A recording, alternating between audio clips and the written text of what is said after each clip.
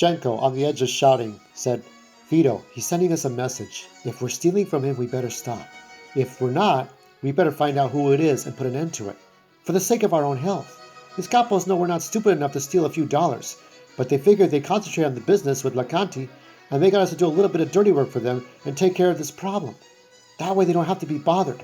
And you can bet it's the Barzinis who figured out how to do it this way, how to play it this way. He found a cigar in his coat pocket and tore the wrapping off it.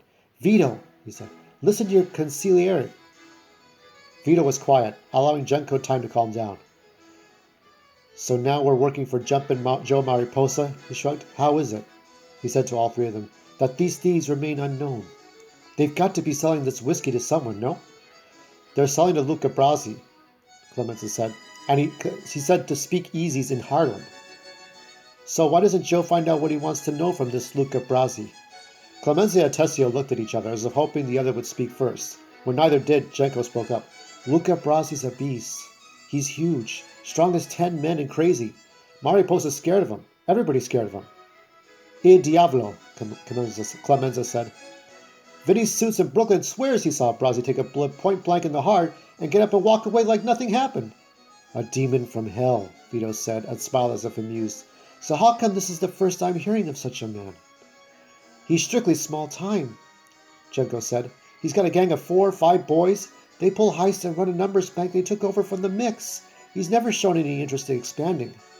Where does he operate? Vito asked. In the Irish neighborhoods around 10th and 11th and up in Harlem, Tessio said. All right, Vito said, and he nodded in a way that indicated the discussion was over. I'll see about this demon.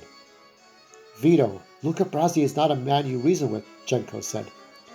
Vito looked at Jenko as if he were looking right through him. Jenko flopped back in his chair. Anything else?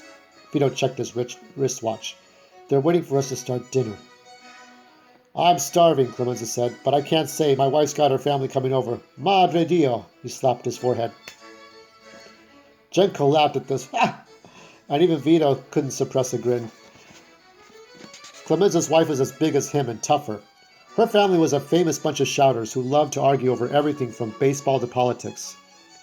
One more thing, Tessio said.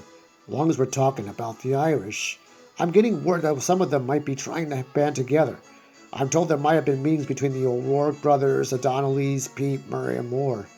They're unhappy about how they've been pushed out of their old businesses. Vito disregarded this with a toss of his head. The only Irishmen we have to worry about now are cops and politicians. These people you're talking about, they're street fighters. They try to organize. They'll wind up getting drunk and killing each other. Still, Tessio said, they could present a problem.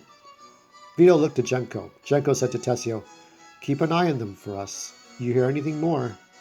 Vito lifted himself out of his chair and slapped his hands together. The meeting was over. He stubbed out his cigar in a cut glass ashtray, finished the last sip of his strega, and followed Tessio out the door and down the stairs. His home was full of family and friends. In the living room at the bottom of the steps, Richie Gatto, Jimmy Mancini, and Al Hatz were in the midst of loud discussion about the Yankees and Ruth. The Bambino! Mancini yelled, before he saw Vito coming down the stairs. He stood along with the other men. Al, a sharply dressed short guy in his mid-50s, shouted to Tessio, These Cetrials are trying to tell me that Bill Terry's a better manager than McCarthy? Memphis Bill, Jenko said. Clemenza shouted back, The Yanks are 5 games behind the Senators. Tessio said, The Giants already got the pennant locked up. His tone suggested he wasn't happy about it, as a Brooklyn Dodgers diehard, but those were the facts. Pop, Sonny said, how are you? And he made his way through the crowd to give Vito a hug.